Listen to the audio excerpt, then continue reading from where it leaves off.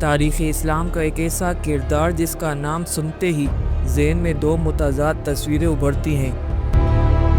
میرا نام سنو تو لوگ مجھے ایک نہیں دو چہروں میں یاد کرتے ہیں۔ ایک طرف وہ شخص جس نے خانہ کعبہ پر پتھر برسائے، جس کی تلوار سے 1,20,000 انسانوں کا خون ٹپکا، جس نے صحابہ کرام رضی اللہ تعالیٰ عنہ مجمعین کے جسموں کو سولی پر لٹکایا، اور دوسری طرف وہ شخص جس کی بدولت آج ہم قرآن پاک صحیح تلفظ کے ساتھ پڑھ سکتے ہیں، جس نے قرآن پر آراب یعنی زیر زبر پیش لگوائے، اور جس نے سندھ سے لے کر اسپین تک اسلام کا پرچم لہرایا۔ یہ کون تھا؟ ایک بے رحم جلاد یا ایک عظیم ایڈمنسٹریٹر، ایک ظالم یا اسلام کا محافظ؟ آج کی ویڈیو میں ہم 1300 سال پیچھے جائیں گے اور ملیں گے اس شخص سے جسے دنیا حجاج بن یوسف ثقفی کے نام سے جانتی ہے۔ میرا نام حجاج ہے اور میرا خوف میری پہچان۔ وہ شخص جس کے بارے میں حضرت عمر بن عبدالعزیز رحمۃ اللہ علیہ نے فرمایا تھا، اگر تمام امتیں اپنے اپنے ظالم لائیں اور ہم صرف حجاج کو پیش کر دیں تو ہم جیت جائیں گے۔ یہ جملہ تاریخ کا سب سے سخت فیصلہ تھا۔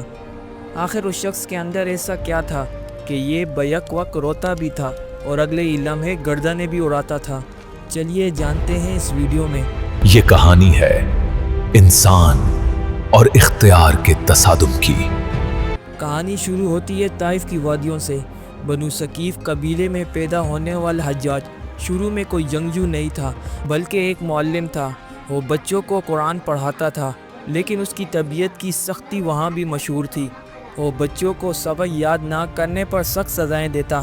اس کا نام کلیب تھا، جو اس نے بعد میں بدل کر حجاج، بہت زیادہ حج کرنے والا، رکھ لیا تھا۔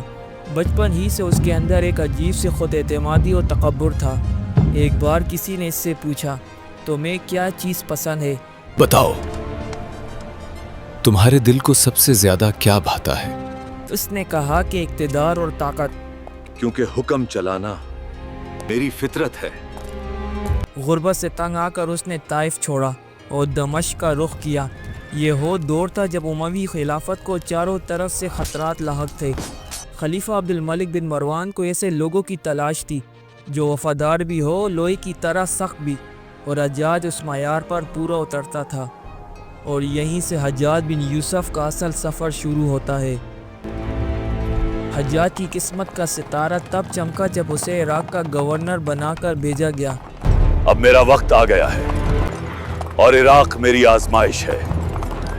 عراق کے لوگ بغاوت کے عادی ہو چکے تھے۔ حجاج جب کوفہ کی مسجد میں داخل ہوا تو اس نے چہرے پر نقاب ڈال رکھا تھا۔ ممبر پر چڑھ کر وہ کافی دیر خاموش رہا۔ لوگ اسے کنکریوں سے مارنے ہی والے تھے کہ اس نے نقاب ہٹایا۔ اب سنو اور یاد رکھو۔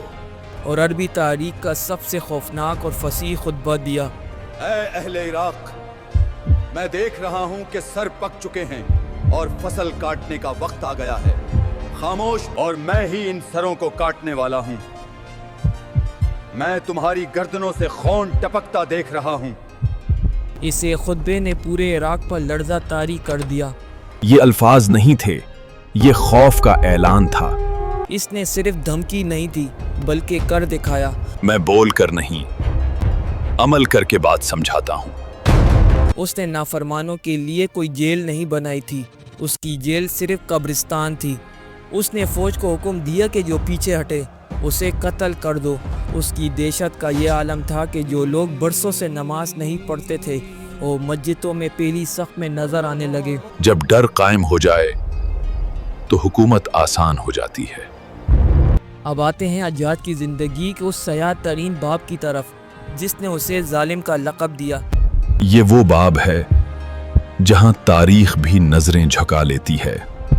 اس وقت مکہ میں حضرت عبداللہ بن زبیر رضی اللہ تعالیٰ عنہ صحابی رسول اور حضرت ابوبکر صدیق رضی اللہ تعالیٰ عنہ کے نواسے کی خلافت قائم تھی۔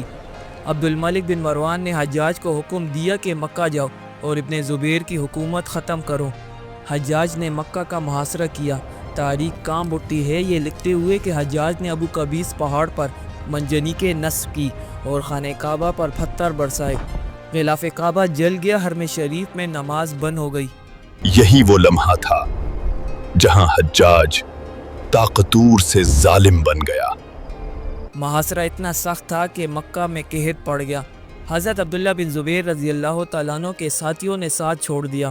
وہ اپنی والدہ حضرت بی بی اسماء رضی اللہ تعالیٰ عنہ کے پاس گئے اور پوچھا، اماں لوگ ساتھ چھوڑ گئے، میں کیا کروں؟ اس شہدل خاتون نے جواب دیا، بیٹا اگر تم حق پر ہو تو موت سے مت ڈرو، بکری کے ذبح ہونے کے بعد اسے کھال کھینچے جانے سے تکلیف نہیں ہوتی۔ اگلے دن حضرت عبداللہ بن زبیر رضی اللہ تعالیٰ عنہ شہید ہو گئے۔ حجاج کا ظلم یہاں ختم نہیں ہوا، اس نے ان کا جسد خاکی کئی دنوں تک سولی پر لٹکائے رکھا تاکہ لوگوں میں خوف بیٹھے۔ یہ وہ لمحہ تھا جب حجاج نے اپنی آخرت داؤ پر لگا دی تھی۔ لیکن تصویر کا دوسرا رخ دیکھ کر عقل دنگ رہ جاتی ہے۔